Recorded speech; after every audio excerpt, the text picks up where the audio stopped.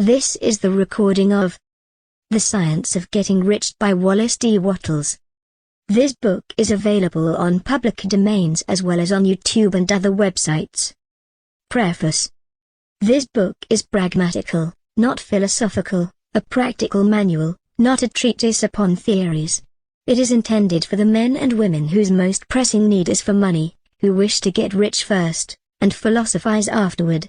It is for those who want results and who are willing to take the conclusions of science as a basis for action, without going into all the processes by which those conclusions were reached.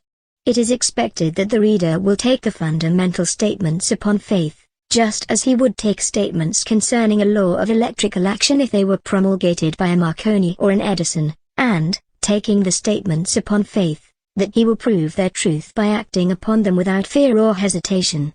Every man or woman who does this will certainly get rich, for the science herein applied is an exact science and failure is impossible. In writing this book, I have sacrificed all other considerations to plainness and simplicity of style, so that all might understand. The plan of action laid down herein was deduced from the conclusions of philosophy. It has been thoroughly tested, and bears the supreme test of practical experiment. It works. Chapter 1, The Right to be Rich. Whatever may be said in praise of poverty, the fact remains that it is not possible to live a really complete or successful life unless one is rich. No one can rise to his greatest possible height in talent or soul development unless he has plenty of money, for to unfold the soul and to develop talent he must have many things to use, and he cannot have these things unless he has money to buy them with. A person develops in mind, soul, and body by making use of things, and society is so organized that man must have money in order to become the possessor of things. Therefore, the basis of all advancement must be the science of getting rich. The object of all life is development, and everything that lives has an inalienable right to all the development it is capable of attaining. A person's right to life means his right to have the free and unrestricted use of all the things which may be necessary to his fullest mental, spiritual, and physical unfoldment, or, in other words, his right to be rich. In this book, I shall not speak of riches in a figurative way. To be really rich does not mean to be satisfied or contented with a little. No one ought to be satisfied with a little if he is capable of using and enjoying more. The purpose of nature is the advancement and unfoldment of life, and everyone should have all that can contribute to the power, elegance, beauty, and richness of life. To be content with less is sinful. The person who owns all he wants for the living of all the life he is capable of living is rich, and no person who has not plenty of money can have all he wants. Life has advanced so far and become so complex that even the most ordinary man or woman requires a great amount of wealth in order to live in a manner that even approaches completeness.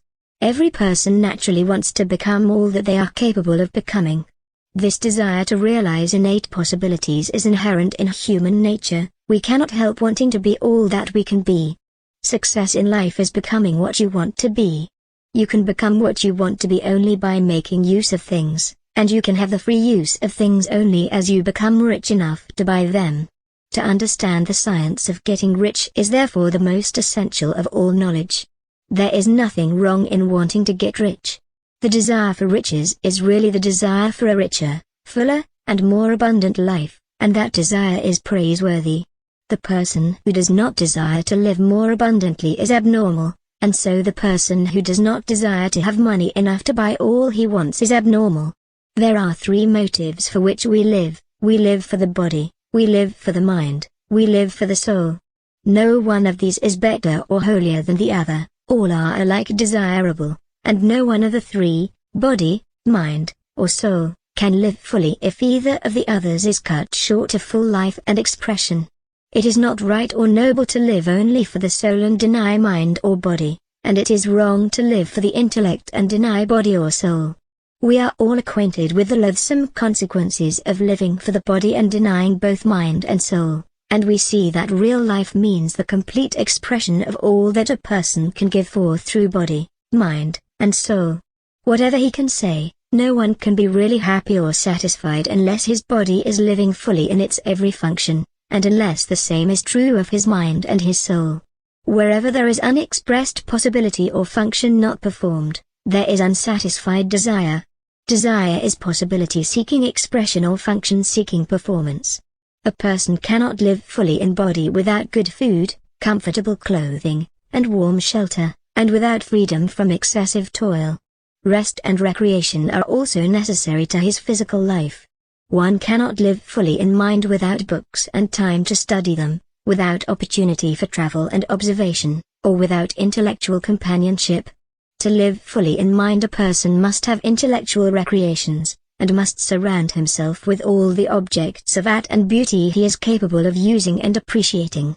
To live fully in soul, a person must have love, and love is denied fullest expression by poverty. A person's highest happiness is found in the bestowal of benefits on those he loves. Love finds its most natural and spontaneous expression in giving.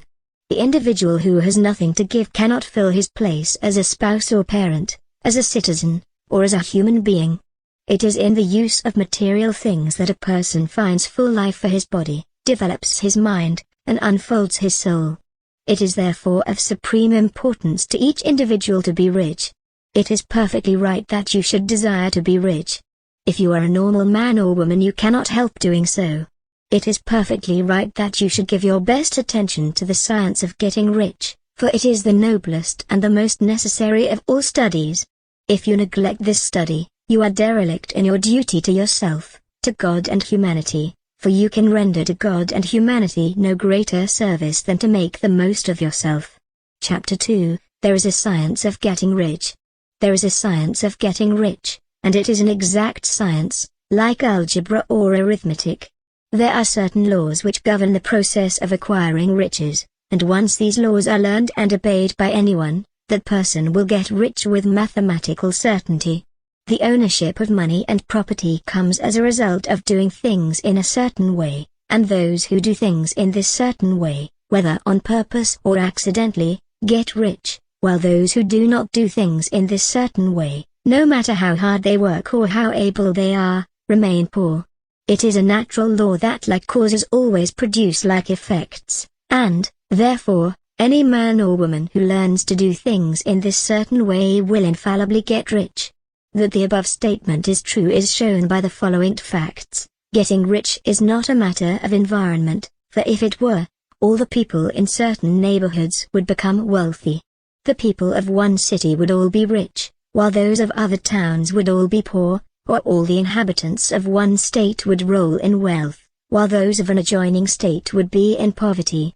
But everywhere we see rich and poor living side by side, in the same environment, and often engaged in the same vocations. When two people are in the same locality and in the same business, and one gets rich while the other remains poor, it shows that getting rich is not primarily a matter of environment.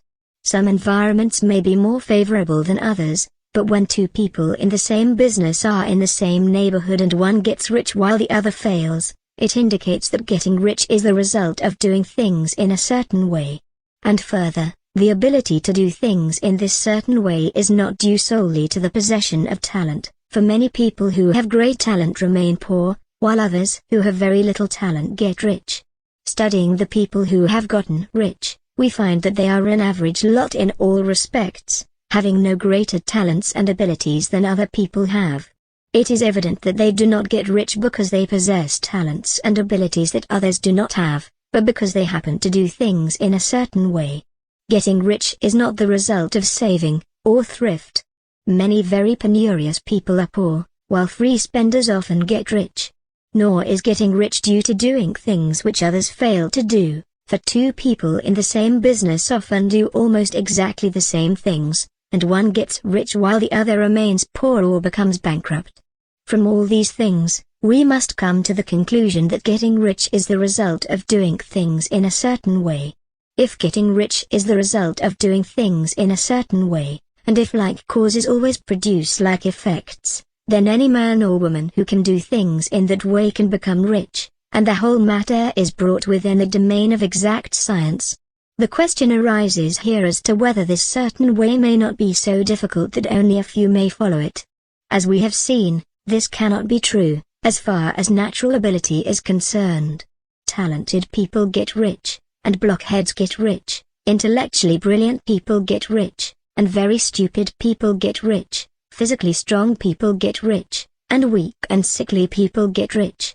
Some degree of ability to think and understand is, of course, essential, but insofar as natural ability is concerned, any man or woman who has sense enough to read and understand these words can certainly get rich. Also, we have seen that it is not a matter of environment. Yes, location counts for something.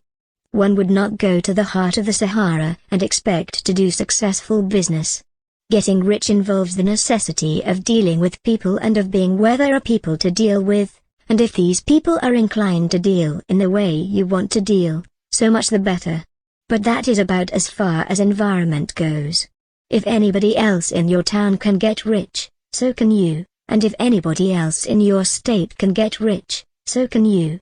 Again, it is not a matter of choosing some particular business or profession.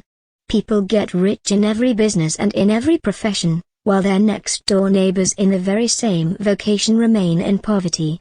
It is true that you will do best in a business which you like and which is congenial to you.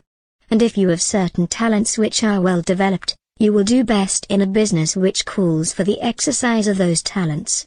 Also, you will do best in a business which is suited to your locality. An ice cream parlor would do better in a warm climate than in Greenland, and a salmon fishery will succeed better in the Northwest than in Florida, where there are no salmon. But, aside from these general limitations, getting rich is not dependent upon your engaging in some particular business, but upon your learning to do things in a certain way. If you are now in business and anybody else in your locality is getting rich in the same business, while you are not getting rich, it is simply because you are not doing things in the same way that the other person is doing them. No one is prevented from getting rich by lack of capital. True, as you get capital the increase becomes more easy and rapid, but one who has capital is already rich and does not need to consider how to become so.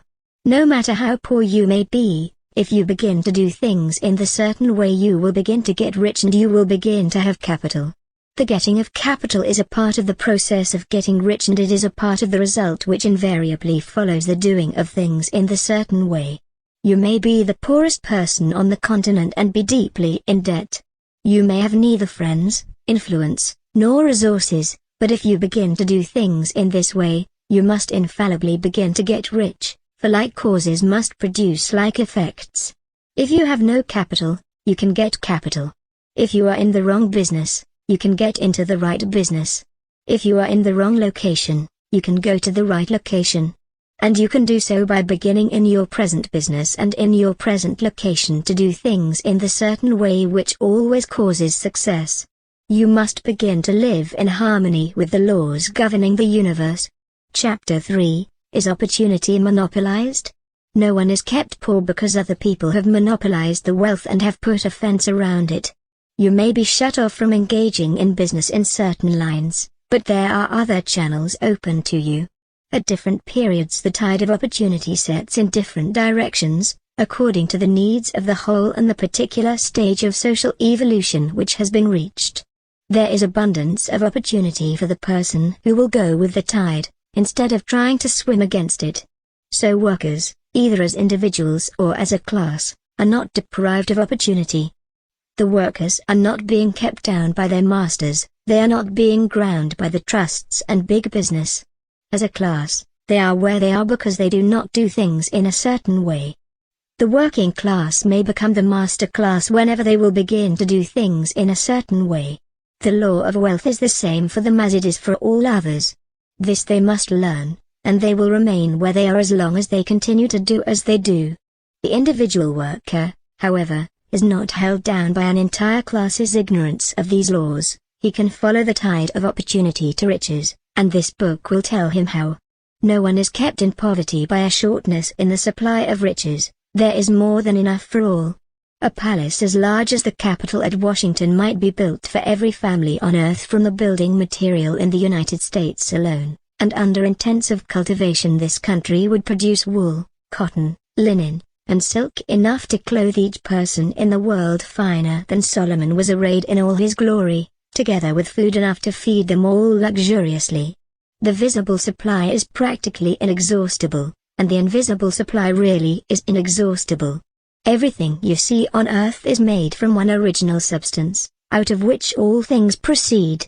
New forms are constantly being made, and older ones are dissolving, but all are shapes assumed by one thing. There is no limit to the supply of formless stuff, or original substance. The universe is made out of it, but it was not all used in making the universe. The spaces in, through, and between the forms of the visible universe are permeated and filled with the original substance, with the formless stuff, with the raw material of all things. 10,000 times as much as has been made might still be made, and even then we should not have exhausted the supply of the universal raw material. No one, therefore, is poor because nature is poor or because there is not enough to go around. Nature is an inexhaustible storehouse of riches, the supply will never run short. Original substance is alive with creative energy, and is constantly producing more forms. When the supply of building material is exhausted, more will be produced. When this oil is exhausted so that foodstuffs and materials for clothing will no longer grow upon it, it will be renewed or more soil will be made. When all the gold and silver has been dug from the earth, if humanity is still in such a stage of social development that it needs gold and silver, more will produced from the formless. The formless stuff responds to the needs of mankind, it will not let the world be without any good thing. This is true of man collectively. The race as a whole is always abundantly rich, and if individuals are poor it is because they do not follow the certain way of doing things which makes the individual rich. The formless stuff is intelligent, it is stuff which thinks. It is alive and is always impelled toward more life. It is the natural and inherent impulse of life to seek to live more, it is the nature of intelligence to enlarge itself, and of consciousness to seek to extend its boundaries and find fuller expression. The universe of forms has been made by formless living substance throwing itself into form in order to express itself more fully. The universe is a great living presence, always moving inherently toward more life and fuller functioning. Nature is formed for the advancement of life, and its impelling motive is the increase of life. Because of this, everything which can possibly minister to life is bountifully provided. There can be no lack unless God is to contradict himself and nullify his own works. You are not kept poor by lack in the supply of riches. It is a fact which I shall demonstrate a little farther on that even the resources of the formless supply are at the command of the man or woman who will act and think in a certain way. Chapter 4, the first principle in the science of getting rich. Thought is the only power which can produce tangible riches from the formless substance. The stuff from which all things are made is a substance which thinks, and a thought of form in this substance produces the form.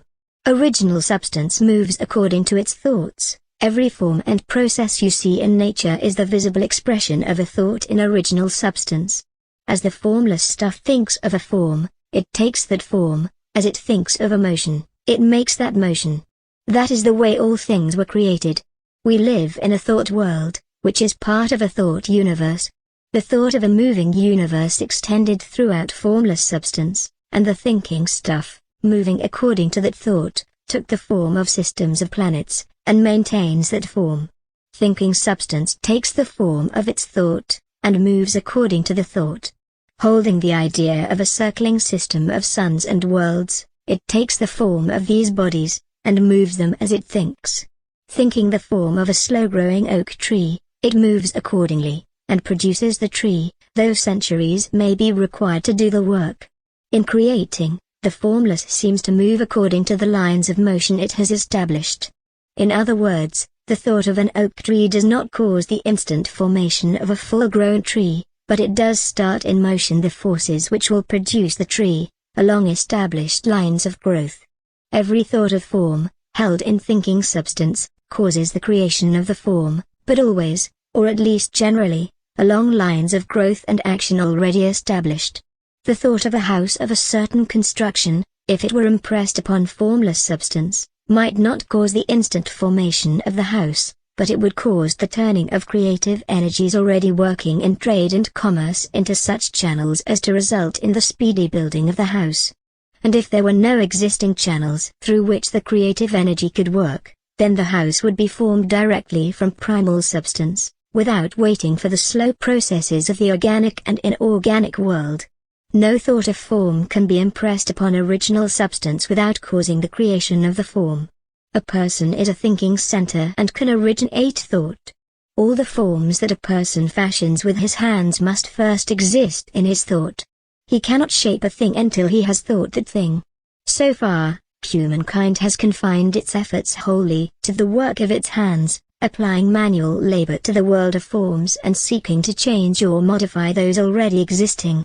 Humankind has never thought of trying to cause the creation of new forms by impressing thought upon formless substance. When a person has a thought form, he takes material from the forms of nature and then makes an image of the form which is in his mind. People have, so far, made little or no effort to cooperate with formless intelligence, to work with the Father. The individual has not dreamed that he can do what he seeth the Father doing. An individual reshapes and modifies existing forms by manual labor and has given no attention to the question of whether he may produce things from formless substance by communicating his thoughts to it. We propose to prove that he may do so, to prove that any man or woman may do so, and to show how. As our first step, we must lay down 3 fundamental propositions. First, we assert that there is one original formless stuff or substance from which all things are made. All the seemingly many elements are but different presentations of one element.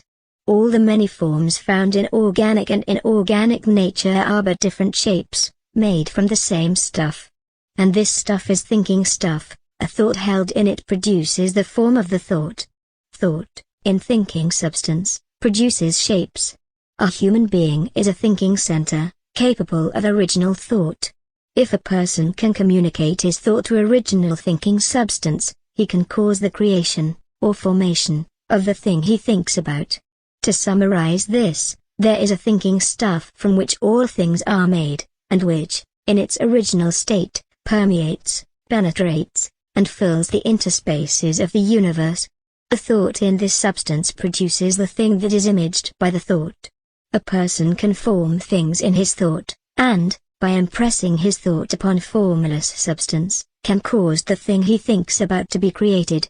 It may be asked if I can prove these statements, and without going into details I answer that I can do so, both by logic and experience. Reasoning back from the phenomena of form and thought, I come to one original thinking substance, and reasoning forward from this thinking substance, I come to a person's power to cause the formation of the thing he thinks about.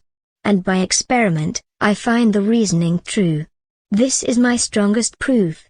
If one person who reads this book gets rich by doing what it tells him to do, that is evidence in support of my claim, but if every person who does what it tells him to do gets rich, that is positive proof until someone goes through the process and fails. The theory is true until the process fails, and this process will not fail, for everyone who does exactly what this book tells him to do will get rich. I have said that people get rich by doing things in a certain way, and in order to do so, people must become able to think in a certain way. A person's way of doing things is the direct result of the way he thinks about things. To do things in the way you want to do them, you will have to acquire the ability to think the way you want to think. This is the first step toward getting rich. And to think what you want to think is to think truth, regardless of appearances. Every individual has the natural and inherent power to think what he wants to think, but it requires far more effort to do so than it does to think the thoughts which are suggested by appearances. To think according to appearances is easy, to think truth regardless of appearances is laborious and requires the expenditure of more power than any other work we are called upon to perform. There is no labor from which most people shrink as they do from that of sustained and consecutive thought. It is the hardest work in the world. This is especially true when truth is contrary to appearances. Every appearance in the visible world tends to produce a corresponding form in the mind which observes it, and this can only be prevented by holding the thought of the truth. To look upon the appearances of poverty will produce corresponding forms in your own mind, unless you hold to the truth that there is no poverty, there is only abundance. To think health when surrounded by the appearances of disease or to think riches when in the midst of the appearances of poverty requires power, but whoever acquires this power becomes a mastermind. That person can conquer fate and can have what he wants. This power can only be acquired by getting hold of the basic fact which is behind all appearances, and that fact is that there is one thinking substance from which and by which all things are made. Then we must grasp the truth that every thought held in this substance becomes a form, and that man can so impress his thoughts upon it as to cause them to take form and become visible things.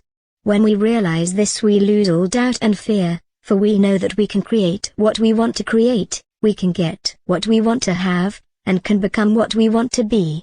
As a first step toward getting rich, you must believe the three fundamental statements given previously in this chapter, and in order to emphasize them, I repeat them here. There is a thinking stuff from which all things are made, and which, in its original state, permeates, penetrates, and fills the interspaces of the universe.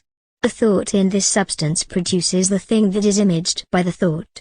A person can form things in his thought, and, by impressing his thought upon formless substance, can cause the thing he thinks about to be created. You must lay aside all other concepts of the universe, and you must dwell upon this until it is fixed in your mind and has become your habitual thought. Read these statements over and over again. Fix every word upon your memory and meditate upon them until you firmly believe what they say. If a doubt comes to you, cast it aside.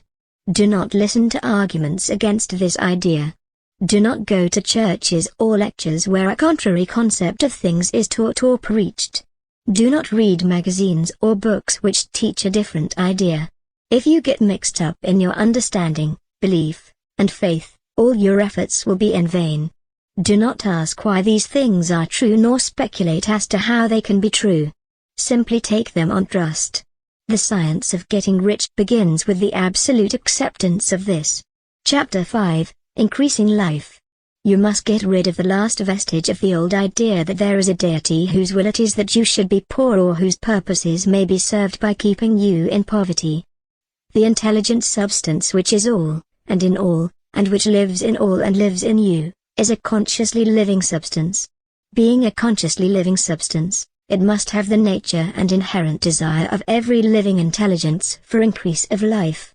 Every living thing must continually seek for the enlargement of its life, because life, in the mere act of living, must increase itself. A seed, dropped into the ground, springs into activity, and in the act of living produces 100 more seeds. Life, by living, multiplies itself. It is forever becoming more. It must do so, if it continues to be at all. Intelligence is under this same necessity for continuous increase. Every thought we think makes it necessary for us to think another thought. Consciousness is continually expanding. Every fact we learn leads us to the learning of another fact. Knowledge is continually increasing. Every talent we cultivate brings to the mind the desire to cultivate another talent. We are subject to the urge of life, seeking expression, which ever drives us on to know more, to do more, and to be more. In order to know more, do more, and be more, we must have more. We must have things to use, for we learn, and do, and become only by using things. We must get rich so that we can live more. The desire for riches is simply the capacity for larger life-seeking fulfillment. Every desire is the effort of an unexpressed possibility to come into action. It is power seeking to manifest which causes desire. That which makes you want more money is the same as that which makes the plant grow. It is life seeking fuller expression. The one living substance must be subject to this inherent law of all life. It is permeated with the desire to live more, and that is why it is under the necessity of creating things. The one substance desires to live more in and through you. Therefore it wants you to have all the things you can use. It is the desire of God that you should get rich. He wants you to get rich because he can express himself better through you if you have plenty of things to use in giving him expression. He can live more in you if you have unlimited command of the means of life. The universe desires you to have everything you want to have. Nature is friendly to your plans. Everything is naturally for you. Make up your mind that this is true. It is essential, however, that your purpose should harmonize with the purpose that is in all.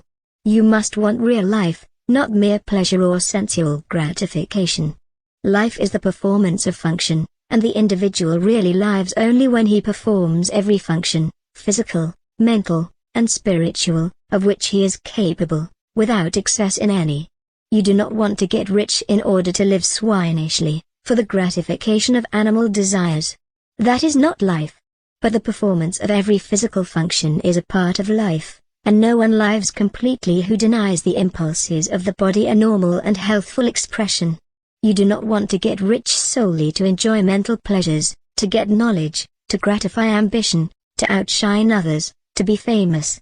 All these are a legitimate part of life, but the person who lives for the pleasures of the intellect alone will only have a partial life, and he will never be satisfied with his lot. You do not want to get rich solely for the good of others, to lose yourself for the salvation of mankind, to experience the joys of philanthropy and sacrifice. The joys of the soul are only a part of life, and they are no better or nobler than any other part. You want to get rich in order that you may eat, drink, and be merry when it is time to do these things, in order that you may surround yourself with beautiful things, see distant lands, feed your mind, and develop your intellect, in order that you may love others and do kind things, and be able to play a good part in helping the world to find truth. But remember that extreme altruism is no better and no nobler than extreme selfishness, both are mistakes. Get rid of the idea that God wants you to sacrifice yourself for others and that you can secure His favor by doing so. God requires nothing of the kind. What God wants is that you should make the most of yourself, for yourself, and for others. And you can help others more by making the most of yourself than in any other way. You can make the most of yourself only by getting rich, so it is right and praiseworthy that you should give your first and best thought to the work of acquiring wealth. Remember, however, that the desire of substance is for all, and its movements must be for more life to all. It cannot be made to work for less life to any, because it is equally in all, seeking riches and life. Intelligent substance will make things for you, but it will not take things away from someone else and give them to you. You must get rid of the thought of competition. You are to create, not to compete for what is already created. You do not have to take anything away from anyone. You do not have to drive sharp bargains. You do not have to cheat or to take advantage. You do not need to let anyone work for you for less than he earns. You do not have to covet the property of others or to look at it with wishful eyes. No one has anything of which you cannot have the like, and that without taking what he has away from him. You are to become a creator, not a competitor. You are going to get what you want, but in such a way that when you get it every other person whom you affect will have more than he has now. I'm aware that there are those who get a vast amount of money by proceeding in direct opposition to the statements in the paragraph above, and may add a word of explanation here. Individuals of that type who become very rich do so sometimes purely by their extraordinary ability on the plane of competition, and sometimes they unconsciously relate themselves to substance in its great purposes and movements for the general upbuilding through industrial evolution. Rockefeller, Carnegie, Morgan, et al. Have been the unconscious agents of the supreme in the necessary work of systematizing and organizing productive industry, and in the end their work will contribute immensely toward increased life for all. But their day is nearly over. They have organized production and will soon be succeeded by the agents of the multitude, who will organize the machinery of distribution. They are like the monster reptiles of the prehistoric eras. They play a necessary part in the evolutionary process, but the same power which produced them will dispose of them. And it is well to bear in mind that they have never been really rich. A record of the private lives of most of this class will show that they have really been most abject and wretched. Riches secured on the competitive plane are never satisfactory and permanent. They are yours today and another's tomorrow. Remember, if you are to become rich in a scientific and certain way, you must rise entirely out of competitive thought. You must never think for a moment that the supply is limited. Just as soon as you begin to think that all the money is being cornered and controlled by others, and that you must exert yourself to get laws passed to stop this process, and so on, In that moment you drop into the competitive mind and your power to cause creation is gone for the time being. And what is worse, you will probably arrest the creative movements you have already begun. Know that there are countless millions of dollars worth of gold in the mountains of the earth, not yet brought to light. And know that if there were not, more would be created from thinking substance to supply your needs. Know that the money you need will come, even if it is necessary for 1,000 men to be led to the discovery of new gold mines tomorrow. Never look at the visible supply. Look always at the limitless riches in formless substance, and know that they are coming to you as fast as you can receive and use them. Nobody, by cornering the visible supply, can prevent you from getting what is yours. So never allow yourself to think for an instant that all the best building spots will be taken before you get ready to build your house, unless you hurry. Never worry about the trusts and combines, and get anxious for fear they will soon come to own the whole earth. Never get afraid that you will lose what you want because some other person beats you to it. That cannot possibly happen. You are not seeking anything that is possessed by anybody else, you are causing what you want to be created from formless substance, and the supply is without limits.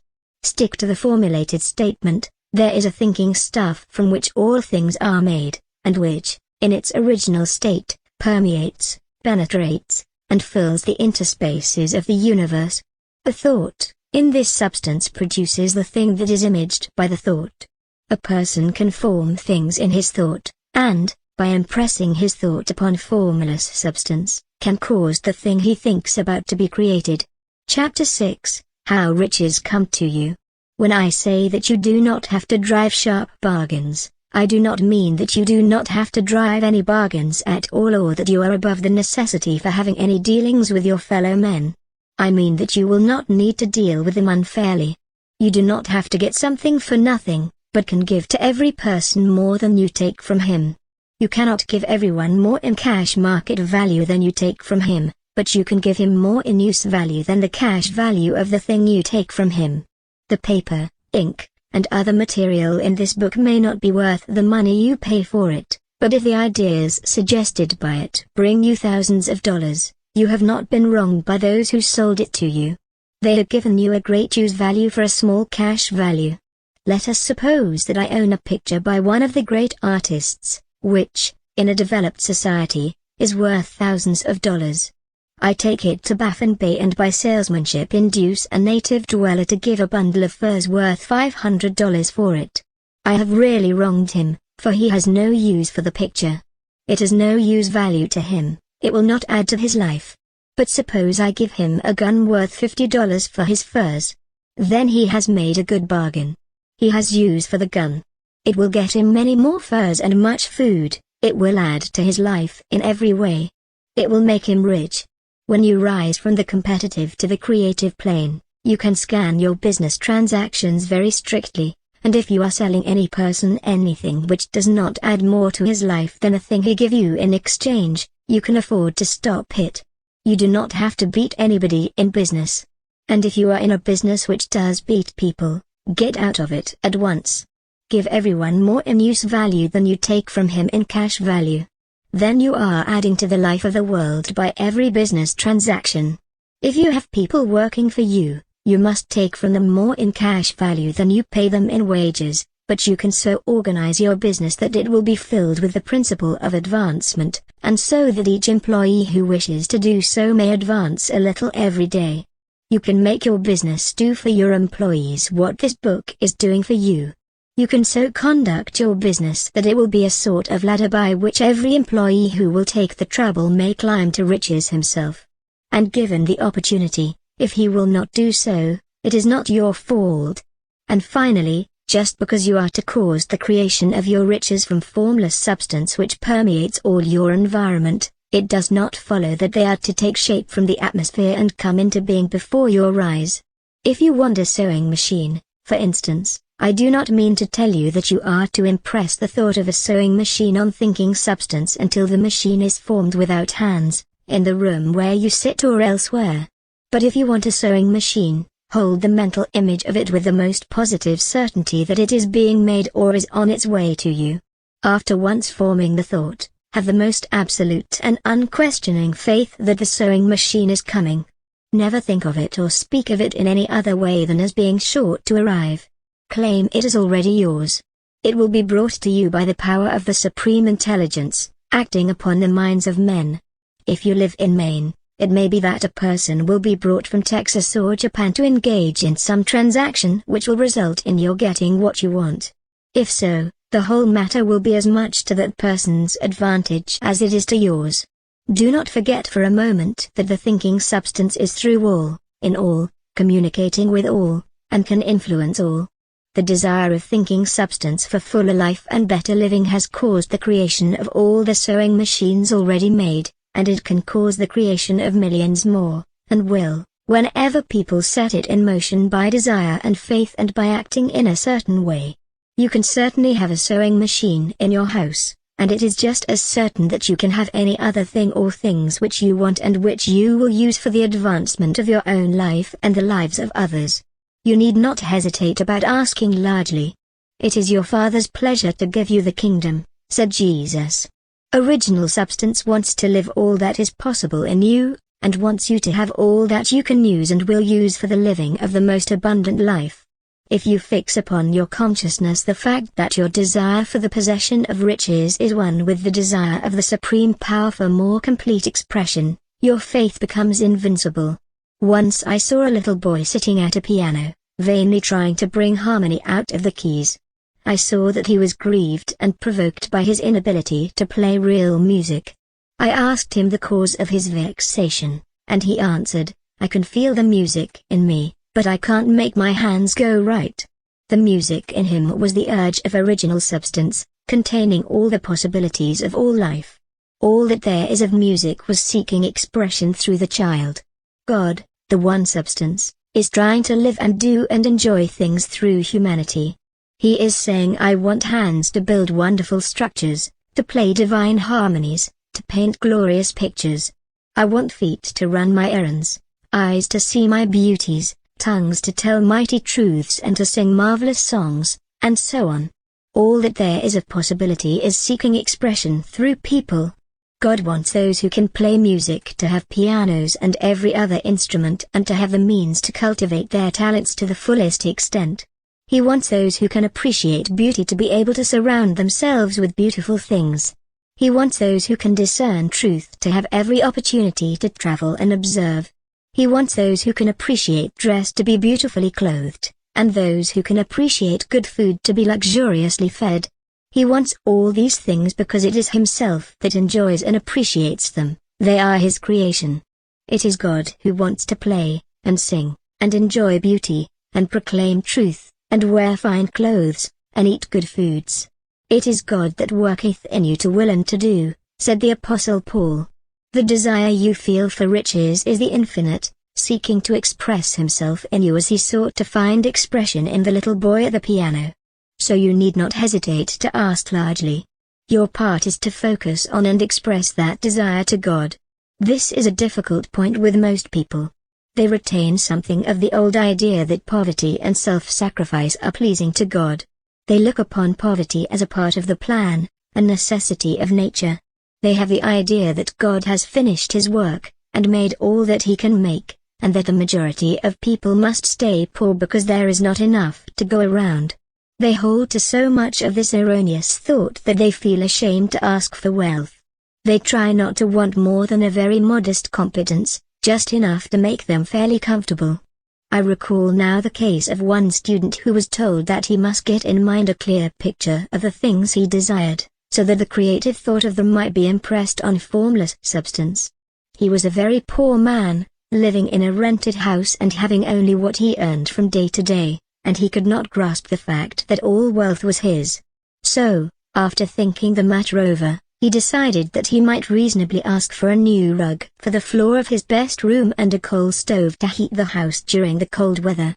Following the instructions given in this book, he obtained these things in a few months. And then it dawned upon him that he had not asked enough. He went through the house in which he lived, and planned all the improvements he would like to make in it. He mentally added a bay window here and a room there until it was complete in his mind as his ideal home, and then he planned its furnishings. Holding the whole picture in his mind, he began living in the certain way and moving toward what he wanted, and he owns the house now and is rebuilding it after the form of his mental image. And now, with still larger faith, he is going on to get greater things. It has been unto him according to his faith, and so it is with you, and with all of us. Chapter 7, Gratitude. The illustrations given in the last chapter will have conveyed to the reader the fact that the first step toward getting rich is to convey the idea of your wants to the formless substance. This is true, and you will see that in order to do so it becomes necessary to relate yourself to the formless intelligence in a harmonious way. To secure this harmonious relation is a matter of such primary and vital importance that I shall give some space to its discussion here and give you instructions which, if you will follow them, will be certain to bring you into perfect unity of mind with the Supreme Power, or God. The whole process of mental adjustment and attunement can be summed up in one word: gratitude. First, you believe that there is one intelligent substance, from which all things proceed. Second, you believe that this substance gives you everything you desire. And third, you relate yourself to it by a feeling of deep and profound gratitude.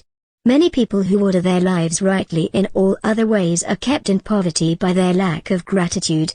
Having received one gift from God, they cut the wires which connect them with Him by failing to make acknowledgement. It is easy to understand that the nearer we live to the source of wealth, the more wealth we shall receive, and it is easy also to understand that the soul that is always grateful lives in closer touch with God than the one which never looks to Him in thankful acknowledgement. The more gratefully we fix our minds on the Supreme when good things come to us, the more good things we will receive, and the more rapidly they will come. And the reason simply is that the mental attitude of gratitude draws the mind into closer touch with the source from which the blessings come. If it is a new thought to you that gratitude brings your whole mind into closer harmony with the creative energies of the universe, consider it well, and you will see that it is true. The good things you have already have come to you along the line of obedience to certain laws. Gratitude will lead your mind out along the ways by which things come, and it will keep you in close harmony with creative thought and prevent you from falling into competitive thought. Gratitude alone can keep you looking toward the all, and prevent you from falling into the error of thinking of the supply as limited, and to do that would be fatal to your hopes. There is a law of gratitude, and it is absolutely necessary that you should observe the law if you are to get the results you seek. The law of gratitude is the natural principle that action and reaction are always equal and in opposite directions. The grateful outreaching of your mind in thankful praise to the Supreme Intelligence is a liberation or expenditure of force. It cannot fail to reach that to which it addressed, and the reaction is an instantaneous movement toward you. Draw nigh unto God, and He will draw nigh unto you. That is a statement of psychological truth. And if your gratitude is strong and constant, the reaction in formless substance will be strong and continuous, the movement of the things you want will be always toward you. Notice the grateful attitude that Jesus took, how He always seems to be saying, I thank Thee, Father, that Thou hearest me. You cannot exercise much power without gratitude, for it is gratitude that keeps you connected with power. But the value of gratitude does not consist solely in getting you more blessings in the future. Without gratitude you cannot long keep from dissatisfied thought regarding things as they are. The moment you permit your mind to dwell with dissatisfaction upon things as they are, you begin to lose ground. You fix attention upon the common, the ordinary, the poor, the squalid, and the mean, and your mind takes the form of these things. Then you will transmit these forms or mental images to the formless. And the common, the poor, the squalid, and the mean will come to you. To permit your mind to dwell upon the inferior is to become inferior and to surround yourself with inferior things. On the other hand, to fix your attention on the best is to surround yourself with the best, and to become the best. The creative power within us makes us into the image of that to which we give our attention. We are a thinking substance, too, and thinking substance always takes the form of that which it thinks about. The grateful mind is constantly fixed upon the best. Therefore it tends to become the best. It takes the form or character of the best, and will receive the best. Also, Faith is born of gratitude. The grateful mind continually expects good things, and expectation becomes faith. The reaction of gratitude upon one's own mind produces faith, and every outgoing wave of grateful thanksgiving increases faith. The person who has no feeling of gratitude cannot long retain a living faith, and without a living faith you cannot get rich by the creative method, as we shall see in the following chapters. It is necessary, then, to cultivate the habit of being grateful for every good thing that comes to you and to give thanks continuously. And because all things have contributed to your advancement, you should include all things in your gratitude. Do not waste a lot of time thinking or talking about the shortcomings or wrong actions of those in power. Their organization of the world has created your opportunity, all you get really comes to you because of them. Do not rage against corrupt politicians.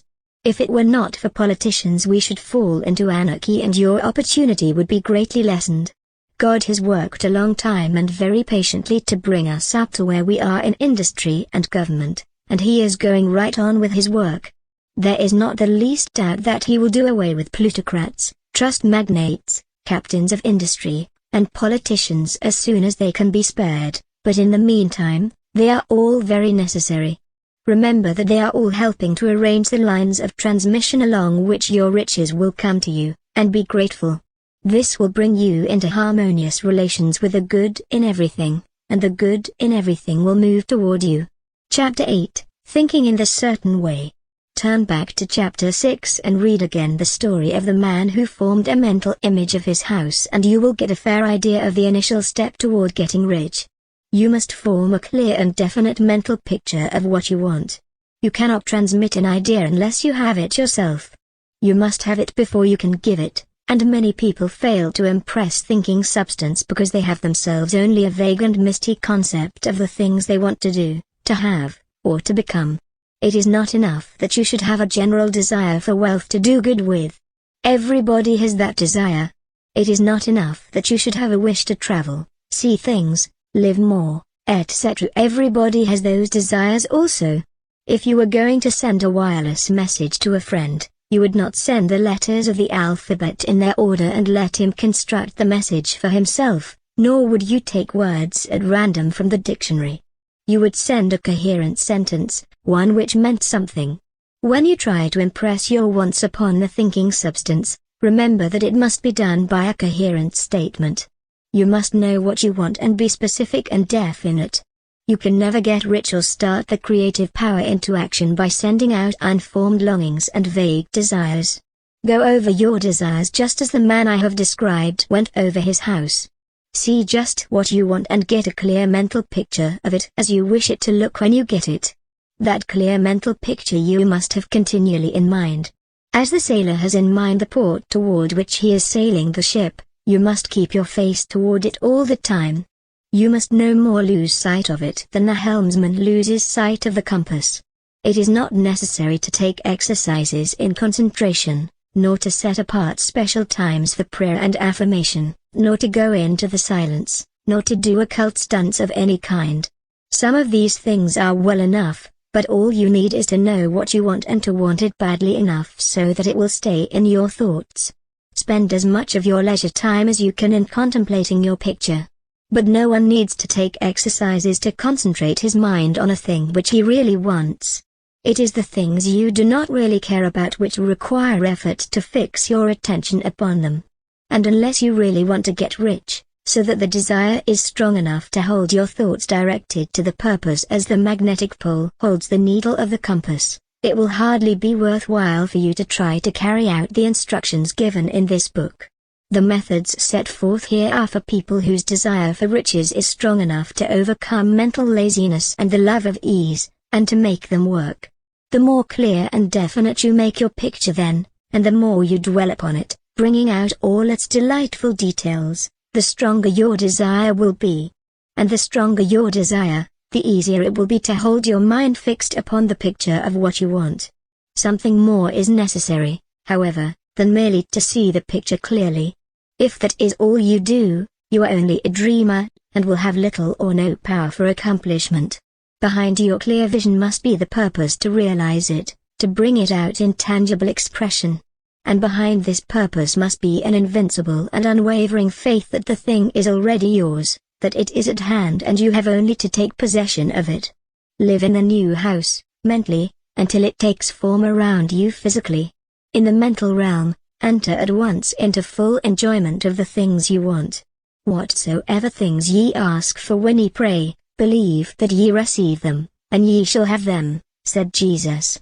See the things you want as if they were actually around you all the time. See yourself as owning and using them. Make use of them in imagination just as you will use them when they are your tangible possessions. Dwell upon your mental picture until it is clear and distinct, and then take the mental attitude of ownership toward everything in that picture. Take possession of it, in mind, in the full faith that it is actually yours. Hold to this mental ownership. Do not waver for an instant in the faith that it is real. And remember what was said in a preceding chapter about gratitude, be as thankful for it all the time as you expect to be when it has taken form. The person who can sincerely thank God for the things which as yet he owns only in imagination has real faith. He will get rich. He will cause the creation of whatever he wants. You do not need to pray repeatedly for things you want. It is not necessary to tell God about it every day. Your part is to intelligently formulate your desire for the things which make for a larger life and to get these desires arranged into a coherent whole, and then to impress this whole desire upon the formless substance, which has the power and the will to bring you what you want. You do not make this impression by repeating strings of words, you make it by holding the vision with unshakable purpose to attain it and with steadfast faith that you do attain it. The answer to prayer is not according to your faith while you are talking, but according to your faith while you are working. You cannot impress the mind of God by having a special Sabbath day set apart to tell Him what you want, and then forgetting Him during the rest of the week. You cannot impress Him by having special hours to go into your closet and pray, if you then dismiss the matter from your mind until the hour of prayer comes again. Oral prayer is well enough, and has its effect, especially upon yourself, in clarifying your vision and strengthening your faith, but it is not your oral petitions which get you what you want. In order to get rich you do not need a sweet hour of prayer, you need to pray without ceasing. And by prayer I mean holding steadily to your vision, with the purpose to cause its creation into solid form, and the faith that you are doing so. Believe that ye receive them. Once you have clearly formed your vision, the whole matter turns on receiving. When you have formed it, it is well to make an oral statement, addressing the Supreme in gratitude. Then, from that moment on you must, in mind, receive what you ask for. Live in the new house, wear the fine clothes, ride in the automobile, go on the journey, and confidently plan for greater journeys. Think and speak of all the things you have asked for in terms of actual present ownership. Imagine an environment and a financial condition exactly as you want them, and live all the time in that mental environment and financial condition until they take physical shape. Mind, however, that you do not do this as a mere dreamer and castle builder. Hold to the faith that the imaginary is being realized and to your purpose to realize it. Remember that it is faith and purpose in the use of the imagination which make the difference between the scientist and the dreamer. And having learned this fact, it is here that you must learn the proper use of the will. Chapter 9, How to Use the Will. To set about getting rich in a scientific way, you do not try to apply your willpower to anything outside of yourself. You have no right to do so, anyway. It is wrong to apply your will to other men and women in order to get them to do what you wish done. It is as flagrantly wrong to coerce people by mental power as it is to coerce them by physical power. If compelling people by physical force to do things for you reduces them to slavery, compelling them by mental means accomplishes exactly the same thing, the only difference is in methods. If taking things from people by physical force is robbery, then taking things by mental force is robbery also. There is no difference in principle. You have no right to use your willpower upon another person, even for his own good, for you do not know what is for his good. The science of getting rich does not require you to apply power or force to any other person, in any way whatsoever. There is not the slightest necessity for doing so. Indeed, any attempt to use your will upon others will only tend to defeat your purpose. You do not need to apply your will to things in order to compel them to come to you. That would simply be trying to coerce God and would be foolish and useless. You do not have to try to compel God to give you good things, any more than you have to use your willpower to make the sun rise. You do not have to use your willpower to conquer an unfriendly deity, or to make stubborn and rebellious forces do your bidding. Substance is friendly to you, and is more anxious to give you what you want than you are to get it. To get rich, you need only to use your willpower upon yourself. When you know what to think and do, then you must use your will to compel yourself to think and do the right things. That is the legitimate use of the will in getting what you want, to use it in holding yourself to the right course. Use your will to keep yourself thinking and acting in the certain way. Do not try to project your will, or your thoughts, or your mind out into space to act on things or people. Keep your mind at home.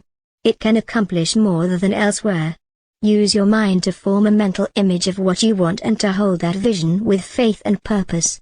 And use your will to keep your mind working in the right way.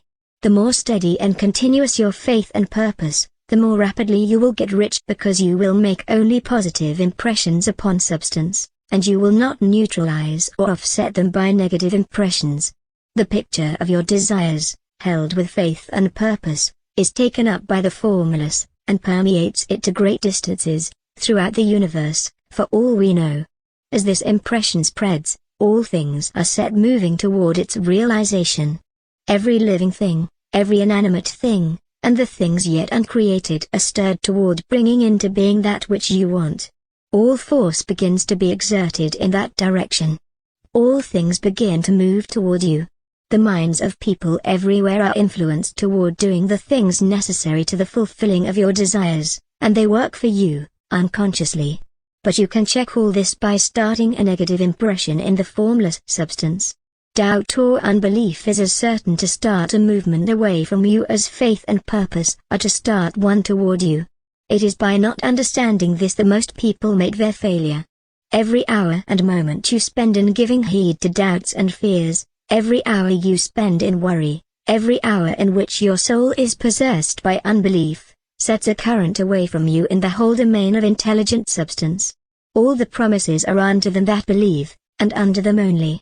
Since belief is all important, it behooves you to guard your thoughts, and as your beliefs will be shaped to a very great extent by the things you observe and think about, it is important that you should carefully govern to what you give your attention.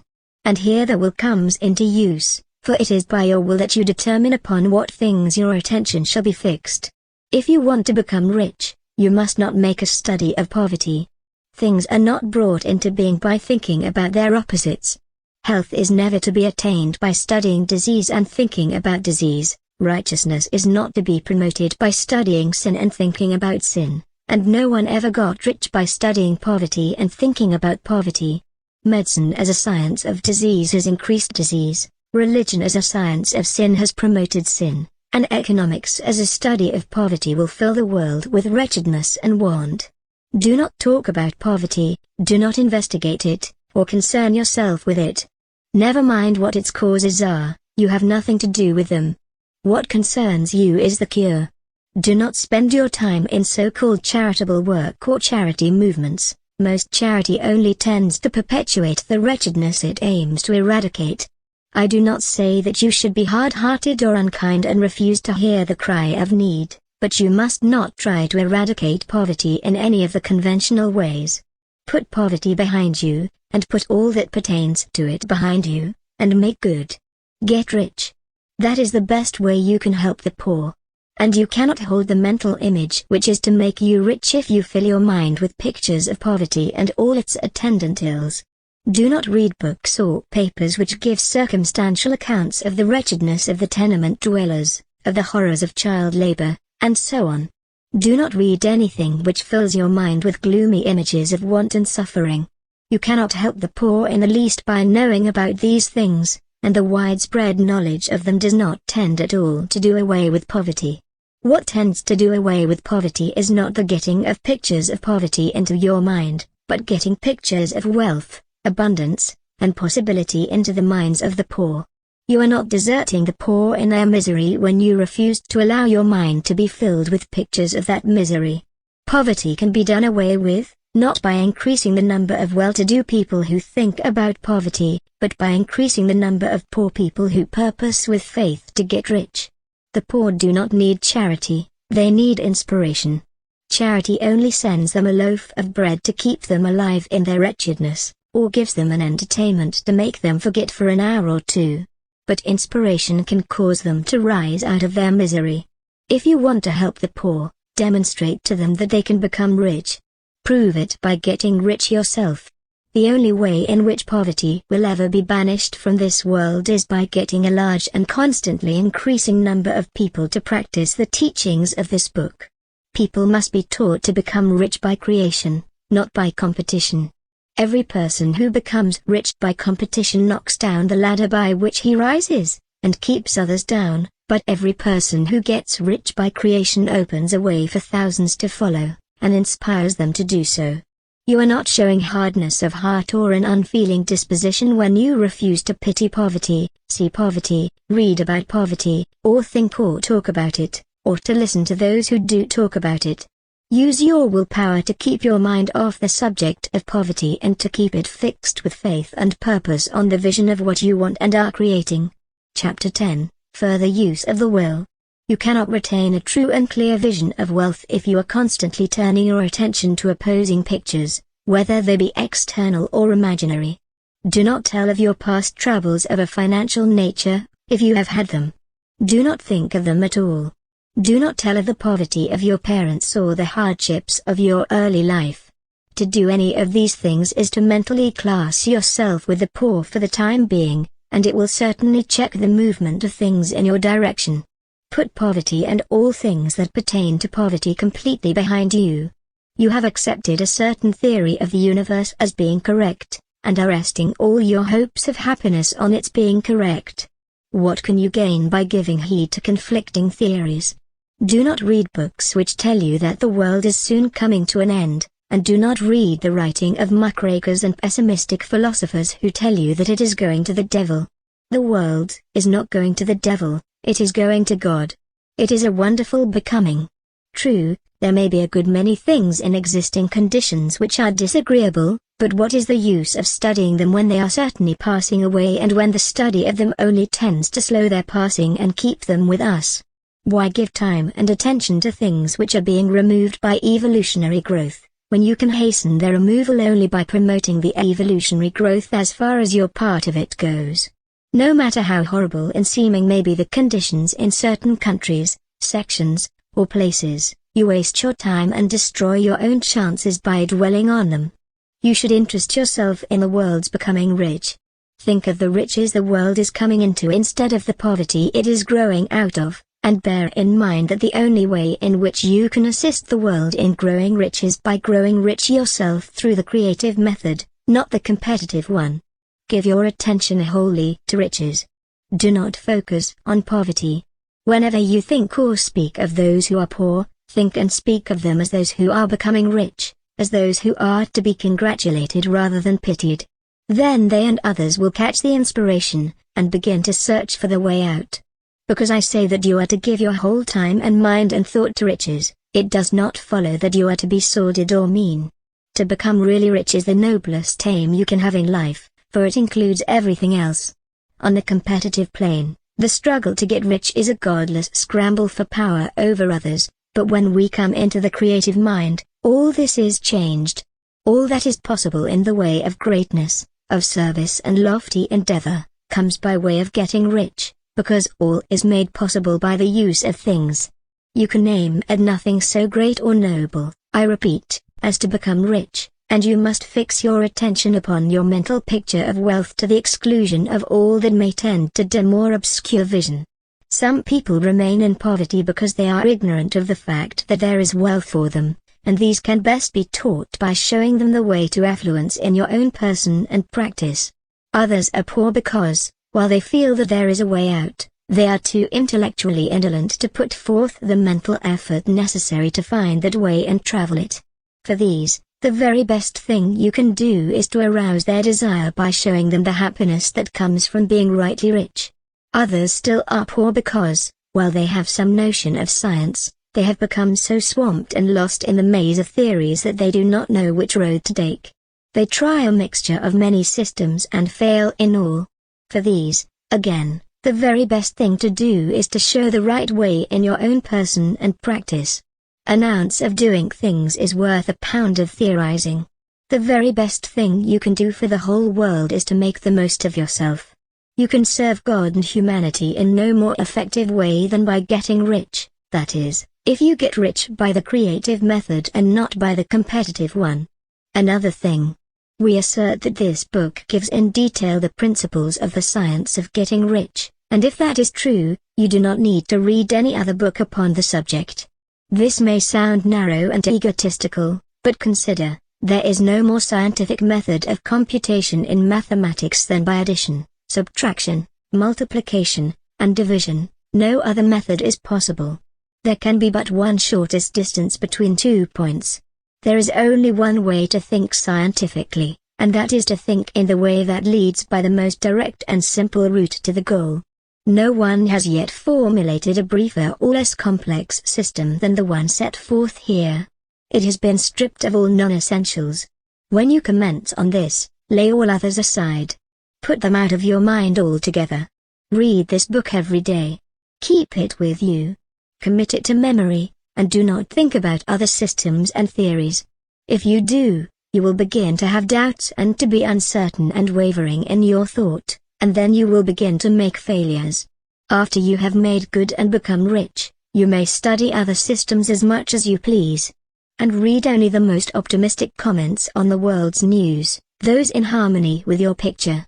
Also, do not dabble in theosophy, spiritualism, or kindred studies. Perhaps the dead still live and are near, but if they are, let them alone, mind your own business. Wherever the spirits of the dead may be, they have their own work to do, and we have no right to interfere with them. We cannot help them, and it is very doubtful whether they can help us, or whether we have any right to trespass upon their time if they can. Let the dead and the hereafter alone, and solve your own problem, get rich. If you begin to mix with the occult, you will start mental cross-currents which will surely bring your hopes to shipwreck. Now, this and the preceding chapters have brought us to the following statement of basic facts. There is a thinking stuff from which all things are made, and which, in its original state, permeates, penetrates, and fills the interspaces of the universe. A thought in this substance produces the thing that is imaged by the thought. A person can form things in his thought, and, by impressing his thought upon formless substance, can cause the thing he thinks about to be created. In order to do this, a person must pass from the competitive to the creative mind. He must form a clear mental picture of the things he wants, and hold this picture in his thoughts with a fixed purpose to get what he wants, and the unwavering faith that he does get what he wants, closing his mind against all that may tend to shake his purpose, dim his vision, or quench his faith. And in addition to all this, we shall now see that he must live and act in a certain way. Chapter 11, Acting in the Certain Way. Thought is the creative power or the impelling force which causes the creative power to act. Thinking in a certain way will bring riches to you, but you must not rely upon thought alone, paying no attention to personal action. That is the rock upon which many otherwise scientific thinkers meet shipwreck, the failure to connect thought with personal action. We have not yet reached the stage of development, even supposing such a stage to be possible, in which a person can create directly from formless substance without nature's processes or the work of human hands. A person must not only think, but his personal action must supplement his thought. By thought you can cause the gold in the hearts of the mountains to be impelled toward you, but it will not mine itself, refine itself, coin itself into double eagles, and come rolling along the roads, seeking its way into your pocket. Under the impelling power of the Supreme Spirit, people's affairs will be so ordered that someone will be led to mine the gold for you. Other people's business transactions will be so directed that the gold will be brought toward you. And you must so arrange your own business affairs that you may be able to receive it when it comes to you. Your thought makes all things, animate and inanimate, work to bring you what you want, But your personal activity must be such that you can rightly receive what you want when it reaches you. You are not to take it as charity, nor to steal it. You must give every man more in use value than he gives you in cash value. The scientific use of thought consists in forming a clear and distinct mental image of what you want, in holding fast to your purpose to get what you want, and in realizing with grateful faith that you do get what you want. Do not try to project your thought in any mysterious or occult way, with the idea of having it go out and do things for you. That is wasted effort and will weaken your power to think with sanity. The action of thought in getting rich is fully explained in the preceding chapters. Your faith and purpose positively impress your vision upon formless substance, which has the same desire for more life that you have, and this vision, received from you, sets all the creative forces at work in and through their regular channels of action, but directed toward you. It is not your part to guide or supervise the creative process. All you have to do with that is to retain your vision, stick to your purpose, and maintain your faith and gratitude. But you must act in a certain way, so that you can appropriate what is yours when it comes to you, and so that you can meet the things you have in your picture and put them in their proper places as they arrive. You can really see the truth of this. When things reach you, they will be in the hands of others, who will ask an equivalent for them. And you can only get what is yours by giving the other person what is rightfully his. Your pocketbook is not going to be transformed into a fortunatus purse, which shall be always full of money without effort on your part. This is the crucial point in the science of getting rich, right here, where thought and personal action must be combined. There are very many people who, consciously or unconsciously, set the creative forces in action by the strength and persistence of their desires, but who remain poor because they do not provide for the reception of the thing they want when it comes. By thought, the thing you want is brought to you. By action, you receive it. Whatever your action is to be, it is evident that you must act now. You cannot act in the past, and it is essential to the clearness of your mental vision that you dismiss the past from your mind. You cannot act in the future, for the future is not here yet. And you cannot tell how you will want to act in any future contingency until that contingency has arrived. Because you are not in the right business or the right environment now, do not think that you must postpone action until you get into the right business or environment. And do not spend time in the present taking thought as to the best course in possible future emergencies. Have faith in your ability to meet any emergency when it arrives. If you act in the present with your mind on the future, your present action will be with a divided mind, and will not be effective. Put your whole mind into present action. Do not give your creative impulse to original substance, and then sit down and wait for results. If you do, you will never get them. Act now. There is never any time but now, and there never will be any time but now. If you are ever to begin to make ready for the reception of what you want, you must begin now. And your action, whatever it is, must most likely be in your present business or employment, and must be upon the persons and things in your present environment. You cannot act where you are not, you cannot act where you have been, and you cannot act where you are going to be. You can act only where you are. Do not bother as to whether yesterday's work was well done or ill done, do today's work well. Do not try to do tomorrow's work now, there will be plenty of time to do that when you get to it. Do not try, by occult or mystical means, to act on people or things that are out of your reach. Do not wait for a change of environment, before you act, get a change of environment by action. You can so act upon the environment in which you are now, as to cause yourself to be transferred to a better environment. Hold with faith and purpose the vision of yourself in the better environment, but act upon your present environment with all your heart, and with all your strength, and with all your mind. Do not spend any time in daydreaming or castle building, hold to the one vision of what you want, and act now. Do not cast about, seeking some new thing to do or some strange, unusual, or remarkable action to perform as a first step toward getting rich. It is probable that your actions, at least for some time to come, will be the same ones you have been performing for some time past, but you are to begin now to perform these actions in this certain way, which will surely make you rich. If you are engaged in some business, and feel that it is not the right one for you, do not wait until you get into the right business before you begin to act. Do not feel discouraged or sit down and lament because you are misplaced. No one is so misplaced that he cannot find the right place, and no one is so involved in the wrong business that he cannot get into the right business. Hold the vision of yourself in the right business, with the purpose to get into it and the faith that you will get into it and are getting into it, but act in your present business. Use your present business as the means of getting a better one, and use your present environment as the means of getting into a better one. Your vision of the right business, if held with faith and purpose, will cause the supreme power to move the right business toward you. And your action, if performed in the certain way, will cause you to move toward the business. If you are an employee or wage earner and feel that you must change places in order to get what you want, do not project your thought into space and rely upon it to get you another job. It will probably fail to do so. Hold the vision of yourself in the job you want while you act with faith and purpose on the job you have, and you will certainly get the job you want. Your vision and faith will set the creative force in motion to bring it toward you, and your action will cause the forces in your own environment to move you toward the place you want. In closing this chapter, we will add another statement to our syllabus: there is a thinking stuff from which all things are made, and which, in its original state, permeates, penetrates, and fills the interspaces of the universe.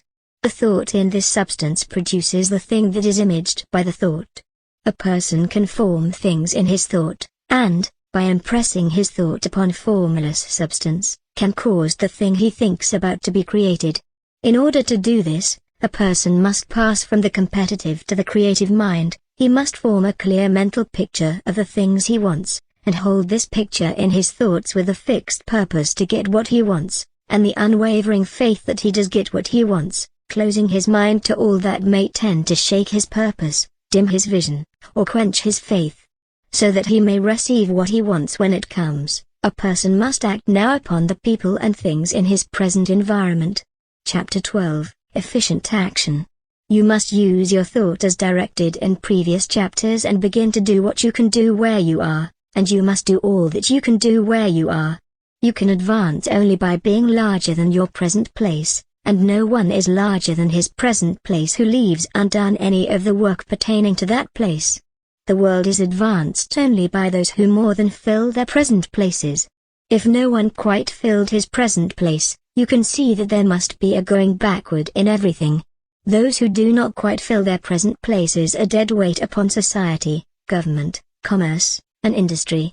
They must be carried along by others at a great expense. The progress of the world is slowed only by those who do not fill the places they are holding. They belong to a former age and their tendency is toward degeneration. No society could advance if everyone was smaller than his place. Social evolution is guided by the law of physical and mental evolution. In the animal world, evolution is caused by excess of life. When an organism has more life than can be expressed in the functions of its own plane, it develops the organs of a higher plane, and a new species is originated. There never would have been new species had there not been organisms which more than filled their places. The law is exactly the same for you. Your getting rich depends upon your applying this principle to your own affairs. Every day is either a successful day or a day of failure, and it is the successful days which get you what you want. If every day is a failure you can never get rich, while if every day is a success, you cannot fail to get rich. If there is something that may be done today and you do not do it, you have failed insofar as that thing is concerned, and the consequences may be more disastrous than you imagine. You cannot foresee the results of even the most trivial act. You do not know the workings of all the forces that have been set moving in your behalf. Much may be depending on your doing some simple act, and it may be the very thing which is to open the door of opportunity to very great possibilities. You can never know all the combinations which Supreme Intelligence is making for you in the world of things and of human affairs. Your neglect or failure to do some small thing may cause a long delay in getting what you want.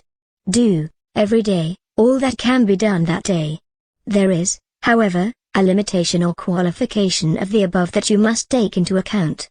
You are not to overwork, nor to rush blindly into your business in the effort to do the greatest possible number of things in the shortest possible time. You are not to try to do tomorrow's work today, nor to do a week's work in a day. It is really not the number of things you do, but the efficiency of each separate action that counts. Every act is, in itself, either a success or a failure. Every act is, in itself, either effective and efficient or ineffective and inefficient. Every inefficient act is a failure, and if you spend your life in doing inefficient acts, your whole life will be a failure. The more things you do, the worse for you, if all your acts are inefficient ones. On the other hand, every efficient act is a success in itself, and if every act of your life is an efficient one, your whole life must be a success. The cause of failure is doing too many things in an inefficient manner and not doing enough things in an efficient manner. You will see that it is a self-evident proposition that if you do not do any inefficient acts and if you do a sufficient number of efficient acts, you will become rich. If, now, it is possible for you to make each act an efficient one, you see again that the getting of riches is reduced to an exact science, like mathematics. The matter turns, then, on the question of whether you can make each separate act a success in itself. And this you can certainly do. You can make each act a success, because all power is working with you, and all power cannot fail. Power is at your service, and to make each act efficient you have only to put power into it. Every action is either strong or weak, and when every action is strong, you are acting in the certain way which will make you rich. Every act can be made strong and efficient by holding your vision while you are doing it and putting the whole power of your faith and purpose into it. It is at this point that the people who separate mental power from personal action fail. They use the power of mind in one place and at one time, and they act in another way in another place and at another time. So their acts are not successful in themselves, too many of them are inefficient. But if all power goes into every act, no matter how commonplace, every act will be a success in itself. And since it is the nature of things that every success opens the way to other successes, your progress toward what you want and the progress of what you want toward you, will become increasingly rapid. Remember that successful action is cumulative in its results. Since the desire for more life is inherent in all things, when a person begins to move toward larger life, more things attach themselves to him, and the influence of his desire is multiplied. Do, every day, all that you can do that day, and do each act in an efficient manner. In saying that you must hold your vision while you are doing each act, however trivial or commonplace, I do not mean to say that it is necessary at all times to see the vision distinctly to its smallest details. It should be the work of your leisure hours to use your imagination on the details of your vision and to contemplate them until they are firmly fixed upon memory. If you wish speedy results, spend practically all your spare time in this practice. By continuous contemplation you will get the picture of what you want, even to the smallest details, so firmly fixed upon your mind and so completely transferred to the mind of formless substance, that in your working hours you need only to mentally refer to the picture to stimulate your faith and purpose and cause your best effort to be put forth. Contemplate your picture in your leisure hours until your consciousness is so full of it that you can grasp it instantly. You will become so enthused with its bright promises that the mere thought of it will call forth the strongest energies of your whole being. Let us again repeat our syllabus, and by slightly changing the closing statements bring it to the point we have now reached. There is a thinking stuff from which all things are made, and which, in its original state, permeates, penetrates, and fills the interspaces of the universe. A thought in this substance produces the thing that is imaged by the thought.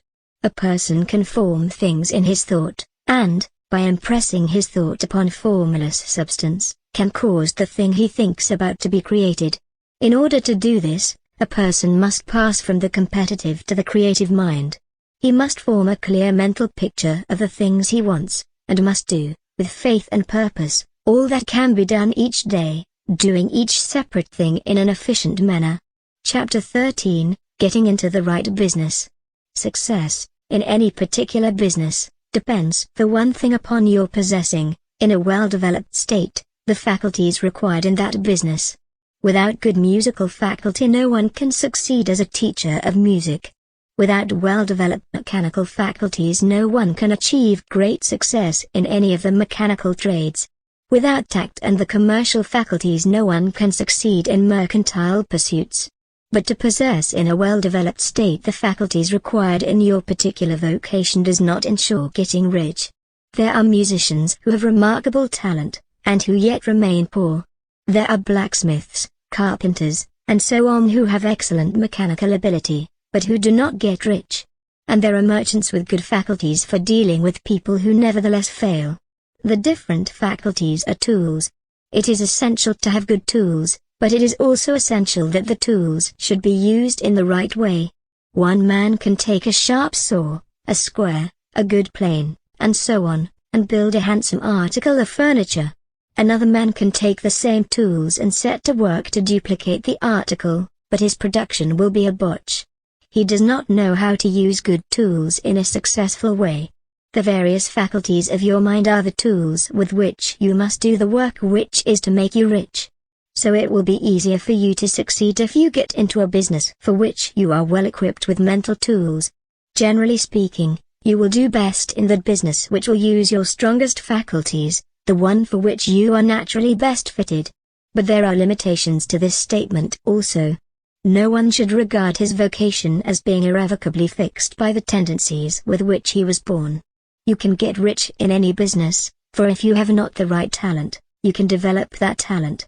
It merely means that you will have to make your tools as you go along, instead of confining yourself to the use of those with which you were born. It will be easier for you to succeed in a vocation for which you already have the talents in a well-developed state, but you can succeed in any vocation, for you can develop any rudimentary talent, and there is no talent of which you have not at least the rudiment. You will get rich most easily in terms of effort, if you do that for which you are best fitted, but you will get rich most satisfactorily if you do that which you want to do. Doing what you want to do is life, and there is no real satisfaction in living if we are compelled to be forever doing something which we do not like to do and can never do what we want to do. And it is certain that you can do what you want to do.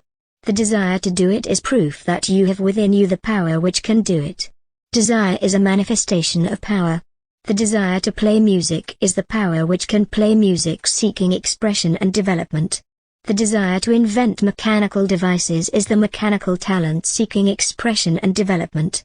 Where there is no power, either developed or undeveloped, to do a thing, there is never any desire to do that thing. And where there is strong desire to do a thing, it is certain proof that the power to do it is strong and only requires to be developed and applied in the right way.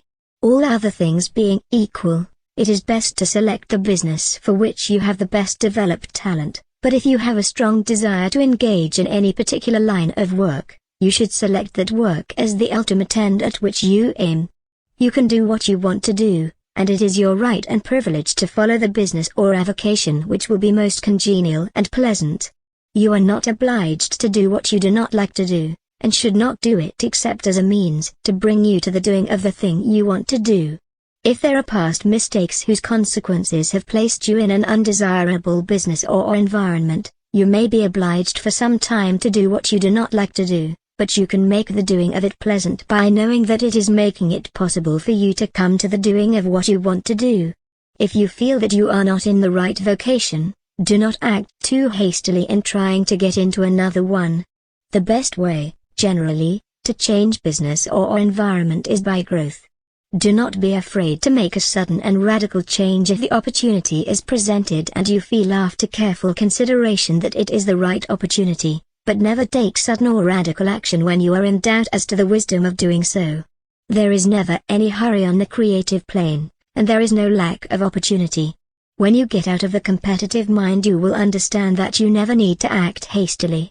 No one else is going to beat you to the thing you want to do, there is enough for all. If one space is taken, another and a better one will be opened for you a little farther on, there is plenty of time. When you are in doubt, wait. Fall back on the contemplation of your vision, and increase your faith and purpose. And by all means, in times of doubt and indecision, cultivate gratitude. A day or two spent in contemplating the vision of what you want and in earnest thanksgiving that you are getting it will bring your mind into such close relationship with the Supreme that you will make no mistake when you do act. There is a mind which knows all there is to know, and you can come into close unity with this mind by faith and the purpose to advance in life, if you have deep gratitude.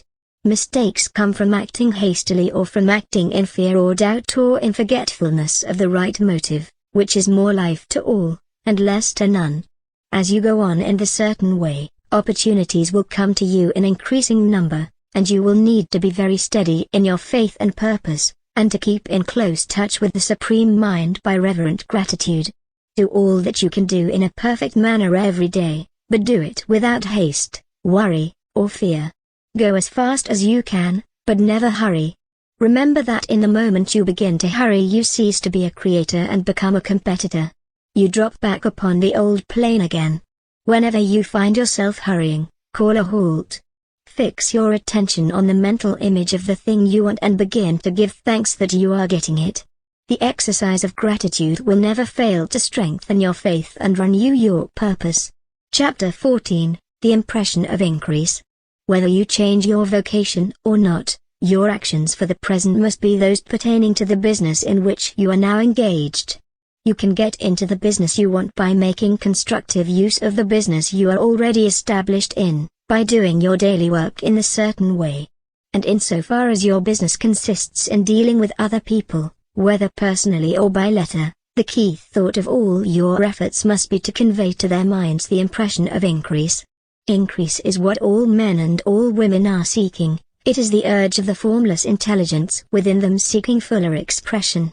The desire for increase is inherent in all nature, it is the fundamental impulse of the universe. All human activities are based on the desire for increase. People are seeking more food, more clothes, better shelter, more luxury, more beauty, more knowledge, more pleasure, increase in something, more life. Every living thing is under this necessity for continuous advancement. Where increase of life ceases, dissolution and death set in at once. Man instinctively knows this, and therefore he is forever seeking more. This law of perpetual increase is set forth by Jesus in the parable of the talents. Only those who gain more retain any, from him who has not shall be taken away even that which he has. The normal desire for increased wealth is not an evil or a reprehensible thing. It is simply the desire for more abundant life. It is aspiration. And because it is the deepest instinct of their natures, all men and women are attracted to those who can give them more of the means of life. In following the certain way as described in the foregoing pages, you are getting continuous increase for yourself, and you are giving it to all with whom you deal. You are a creative center from which increase is given off to all. Be sure of this, and convey assurance of the fact to every man, woman, and child with whom you come in contact. No matter how small the transaction, even if it be only the selling of a stick of candy to a little child, put into it the thought of increase, and make sure that the customer is impressed with the thought. Convey the impression of advancement with everything you do, so that all people shall receive the impression that you are an advancing personality, and that you advance all who deal with you. Even to the people whom you meet in a social way, without any thought of business and to whom you do not try to sell anything, give the thought of increase. You can convey this impression by holding the unshakable faith that you, yourself, are in the way of increase and by letting this faith inspire, fill, and permeate every action. Do everything that you do in the firm conviction that you are an advancing personality and that you are giving advancement to everybody. Feel that you are getting rich, and that in so doing you are making others rich and conferring benefits on all. Do not boast or brag of your success or talk about it unnecessarily. True faith is never boastful. Wherever you find a boastful person, you find one who is secretly doubtful and afraid. Simply feel the faith, and let it work out in every transaction. Let every act and tone and look express the quiet assurance that you are getting rich, that you are already rich. Words will not be necessary to communicate this feeling to others. They will feel the sense of increase when in your presence, and will be attracted to you again.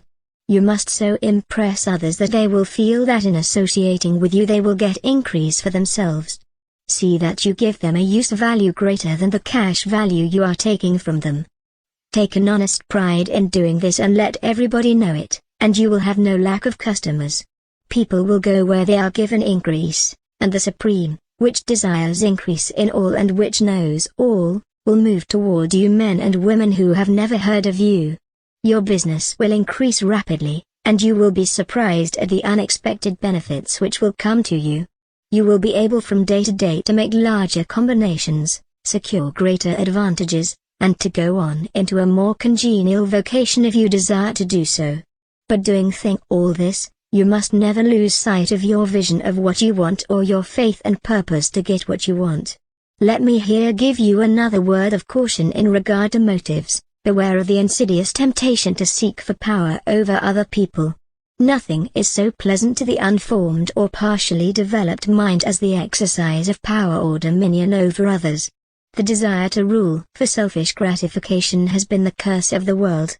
For countless ages kings and lords have drenched the earth with blood in their battles to extend their dominions, not to seek more life for all, but to get more power for themselves. Today, the main motive in the business and industrial world is the same. Men marshal their armies of dollars and lay waste the lives and hearts of millions in the same mad scramble for power over others. Commercial kings, like political kings, are inspired by the lust for power. Look out for the temptation to seek for authority, to become a master, to be considered as one who is above the common herd, to impress others by lavish display, and so on. The mind that seeks for mastery over others is the competitive mind, and the competitive mind is not the creative one. In order to master your environment and your destiny, it is not at all necessary that you should rule over your fellow men, and, indeed, when you fall into the world's struggle for the high places, you begin to be conquered by fate and environment, and your getting rich becomes a matter of chance and speculation. Beware of the competitive mind. No better statement of the principle of creative action can be formulated than the favorite declaration of the late Golden Rule Jones of Toledo: "What I want for myself, I want for everybody." Chapter 15, The Advancing Personality. What I have said in the last chapter applies as well to the professional person and the wage earner as to the person who is engaged in selling or any other form of business.